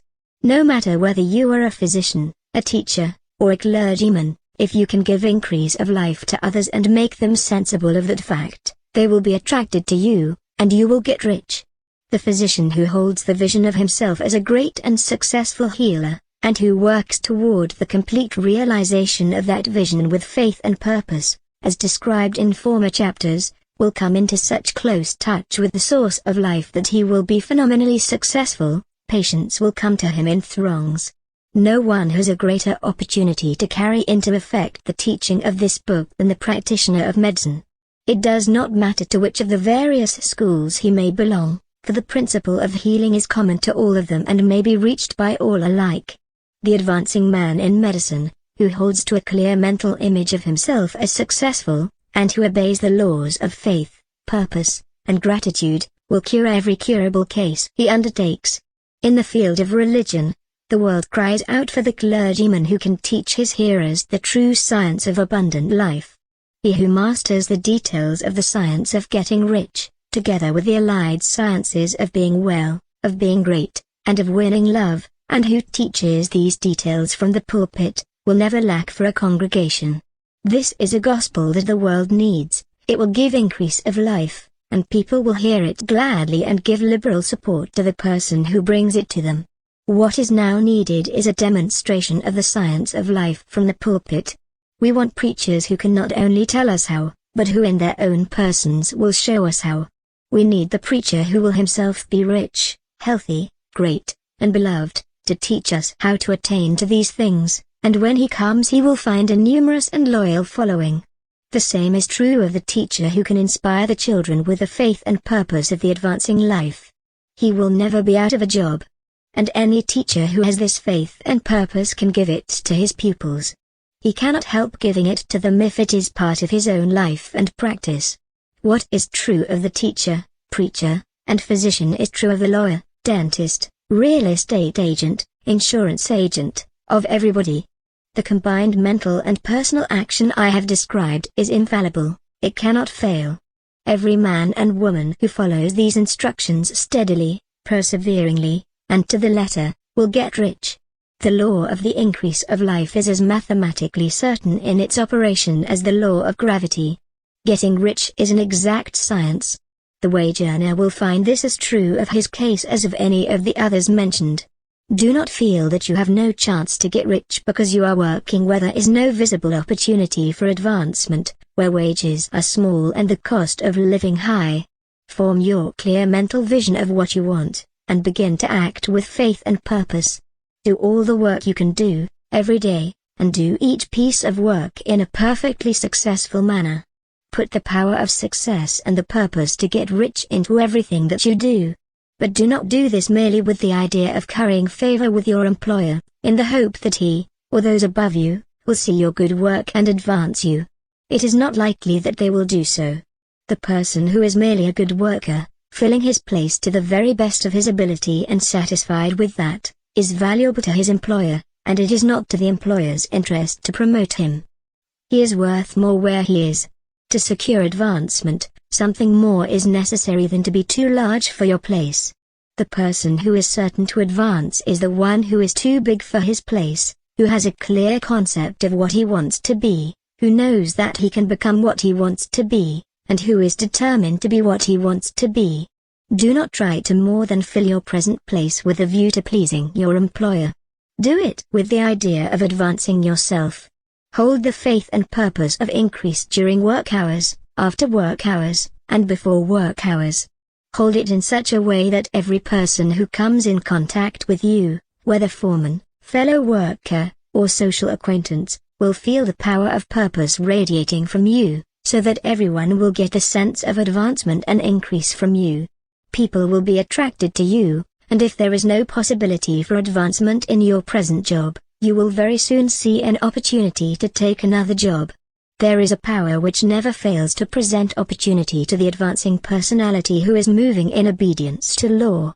God cannot help helping you if you act in a certain way. He must do so in order to help himself. There is nothing in your circumstances or in the industrial situation that can keep you down. If you cannot get rich working for the Steel Trust, you can get rich on a 10-acre farm. And if you begin to move in a certain way, you will certainly escape from the clutches of the Steel Trust and get onto the farm or wherever else you wish to be. If a few thousands of its employees would enter upon the certain way, the Steel Trust would soon be in a bad plight. It would have to give its workers more opportunity or go out of business. Nobody has to work for a trust. The trusts can keep people in so-called hopeless conditions only so long as there are people who are ignorant of the science of getting rich or too intellectually slothful to practice it. Begin this way of thinking and acting, and your faith and purpose will make you quick to see any opportunity to better your condition. Such opportunities will speedily come, for the Supreme Power, working in all and working for you, will bring them before you. Do not wait for an opportunity to be all that you want to be. When an opportunity to be more than you are now is presented and you feel impelled toward it, take it. It will be the first step toward a greater opportunity. There is no such thing possible in this universe as a lack of opportunities for the person who is living the advancing life. It is inherent in the constitution of the cosmos that all things shall be for him and work together for his good, and he must certainly get rich if he acts and thinks in a certain way. So let wage-earning men and women study this book with great care and enter with confidence upon the course of action it prescribes. It will not fail. Chapter 16, Some Cautions and Concluding Observations. Many people will scoff at the idea that there is an exact science of getting rich. Holding the impression that the supply of wealth is limited, they will insist that social and governmental institutions must be changed before even any considerable number of people can acquire a competence. But this is not true. It is true that existing governments keep the masses in poverty, but this is because the masses do not think and act in a certain way. If the masses begin to move forward as suggested in this book, neither governments nor industrial systems can check them. All systems must be modified to accommodate the forward movement. If the people have the advancing mind, have the faith that they can become rich, and move forward with the fixed purpose to become rich, Nothing can possibly keep them in poverty. Individuals may enter upon the certain way at any time and under any government and make themselves rich. And when any considerable number of individuals do so under any government, they will cause the system to be so modified as to open the way for others. The more people who get rich on the competitive plane, the worse for others. The more who get rich on the creative plane, the better for others. The economic salvation of the masses can only be accomplished by getting a large number of people to practice the scientific method set down in this book and become rich. These will show others the way and inspire them with a desire for real life, with the faith that it can be attained, and with the purpose to attain it. For the present, however, it is enough to know that neither the government under which you live nor the capitalistic or competitive system of industry can keep you from getting rich. When you enter upon the creative plane of thought, you will rise above all these things and become a citizen of another kingdom. But remember that your thought must be held upon the creative plane. You are never for an instant to be betrayed into regarding the supply as limited or into acting on the moral level of competition. Whenever you do fall into old ways of thought, correct yourself instantly. For when you are in the competitive mind, you have lost the cooperation of the Supreme Mind. Do not spend any time in planning as to how you will meet possible emergencies in the future, except as the necessary policies may affect your actions today. You are concerned with doing today's work in a perfectly successful manner and not with emergencies which may arise tomorrow. You can attend to them as they come. Do not concern yourself with questions as to how you shall surmount obstacles which may loom upon your business horizon unless you can see plainly that your course must be altered today in order to avoid them. No matter how tremendous an obstruction may appear at a distance, you will find that if you go on in a certain way it will disappear as you approach it, or that a way over, under, through, or around it will appear. No possible combination of circumstances can defeat the man or woman who is proceeding to get rich along strictly scientific lines. No man or woman who obeys the law can fail to get rich, any more than one can multiply 2 by 2 and fail to get 4. Give no anxious thought to possible disasters, obstacles, panics, or unfavorable combinations of circumstances. There is time enough to meet such things when they present themselves before you in the immediate present, and you will find that every difficulty carries with it the wherewithal for its overcoming. Guard your speech. Never speak of yourself, your affairs, or of anything else in a discouraged or discouraging way. Never admit the possibility of failure or speak in a way that infers failure as a possibility. Never speak of the times as being hard or of business conditions as being doubtful. Times may be hard and business doubtful for those who are on the competitive plane, but they can never be so for you. You can create what you want, and you are above fear. When others are having hard times and poor business, you will find your greatest opportunities. Train yourself to think of and to look upon the world as a something which is becoming, which is growing, and to regard seeming evil as being only that which is undeveloped. Always speak in terms of advancement. To do otherwise is to deny your faith, and to deny your faith is to lose it. Never allow yourself to feel disappointed. You may expect to have a certain thing at a certain time and not get it at that time, and this will appear to you like failure. But if you hold to your faith you will find that the failure is only apparent. Go on in a certain way, and if you do not receive that thing, you will receive something so much better that you will see that the seeming failure was really a great success. A student of this science had set his mind on making a certain business combination which seemed to him at the time to be very desirable, and he worked for some weeks to bring it about. When the crucial time came, the thing failed in a perfectly inexplicable way. It was as if some unseen influence had been working secretly against him. But he was not disappointed.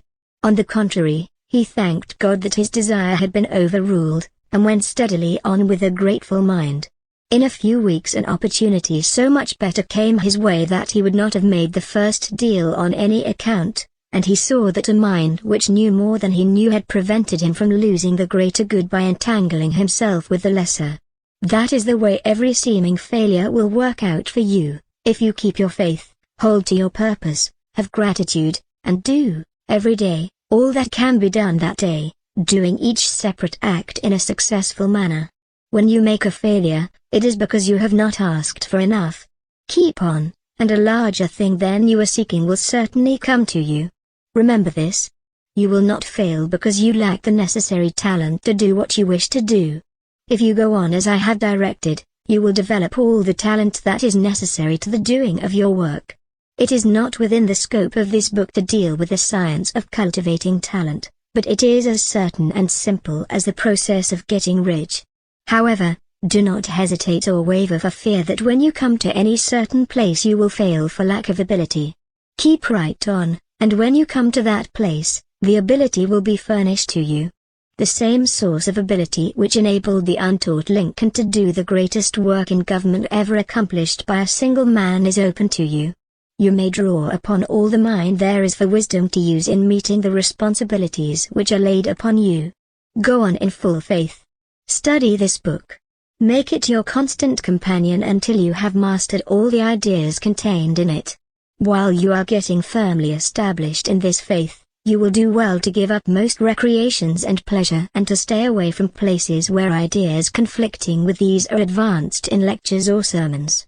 Do not read pessimistic or conflicting literature or get into arguments upon the matter. Spend most of your leisure time in contemplating your vision, in cultivating gratitude, and in reading this book. It contains all you need to know of the science of getting rich, and you will find all the essentials summed up in the following chapter. Chapter 17, a summary of the science of getting rich. There is a thinking stuff from which all things are made, and which, in its original state, permeates, penetrates, and fills the interspaces of the universe. The thought in this substance produces the thing that is imaged by the thought. A person can form things in his thought, and by impressing his thought upon formless substance can cause the thing he thinks about to be created. In order to do this, a person must pass from the competitive to the creative mind. Otherwise he cannot be in harmony with formless intelligence, which is always creative and never competitive and spirit. A person may come into full harmony with the formless substance by entertaining a lively and sincere gratitude for the blessings it bestows upon him. Gratitude unifies the mind of man with the intelligence of substance, so that man's thoughts are received by the formless. A person can remain upon the creative plane only by uniting himself with the formless intelligence through a deep and continuous feeling of gratitude. A person must form a clear and definite mental image of the things he wishes to have, to do, or to become, and he must hold this mental image in his thoughts, while being deeply grateful to the Supreme that all his desires are granted to him. The person who wishes to get rich must spend his leisure hours in contemplating his vision, and in earnest thanksgiving that the reality is being given to him. Too much stress cannot be laid on the importance of frequent contemplation of the mental image, coupled with unwavering faith and devout gratitude. This is the process by which the impression is given to the formless and the creative forces set in motion. The creative energy works through the established channels of natural growth, and of the industrial and social order. All that is included in his mental image will surely be brought to the person who follows the instructions given above, and whose faith does not waver. What he wants will come to him through the ways of established trade and commerce. In order to receive his own when it is ready to come to him, a person must be in action in a way that causes him to more than fill his present place. He must keep in mind the purpose to get rich through realization of his mental image. And he must do, every day, all that can be done that day, taking care to do each act in a successful manner. He must give to every person a use value in excess of the cash value he receives, so that each transaction makes for more life, and he must hold the advancing thought so that the impression of increase will be communicated to all with whom he comes into contact. The men and women who practice the foregoing instructions will certainly get rich, and the riches they receive will be in exact proportion to the definiteness of their vision, the fixity of their purpose, the steadiness of their faith, and the depth of their gratitude. Get rich.